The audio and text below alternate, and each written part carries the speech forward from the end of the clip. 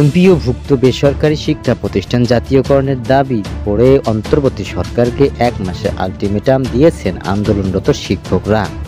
এই সময়ের মধ্যে দাবি বাস্তবায়নের দৃশ্যমান ও যৌক্তিক পদক্ষেপ না নেওয়া হলে আগামী 15 সেপ্টেম্বর থেকে দেশের সব এমপিওভুক্ত শিক্ষা প্রতিষ্ঠানের পূর্ণ দিবস কর্মবিরতি কর্মসূচি পালন করা হবে হুঁশিয়ারি দিয়েছেন তারা। জাতীয়করণ প্রত্যাশী জোটের সদস্য সচিব অধ্যক্ষ দেলোয়ার হোসেন আজিজি বলেন, আমাদের দাবি যৌক্তিক, এটা শিক্ষা মন্ত্রণালয়ের স্বীকার করেছে, কিন্তু তারা যৌক্তিক দাবি পূরণের গড়িমসি করছে। আমরা দাবি আদায়ের 30 দিনের সময় বেঁধে দিয়েছি। এর মধ্যে দাবি মানা না হলে সর্বাত্মক আন্দোলনে যাব। এর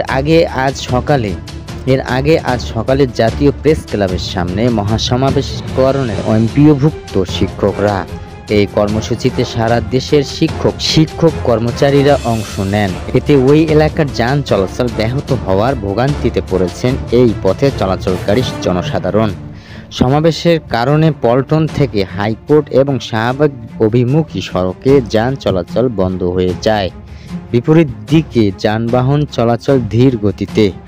ঘটনাস্থলে ও আশেপাশে সতর্ক অবস্থানে ছিলেন আইনশৃঙ্খলা রক্ষাকারী বাহিনীর সদস্যরা।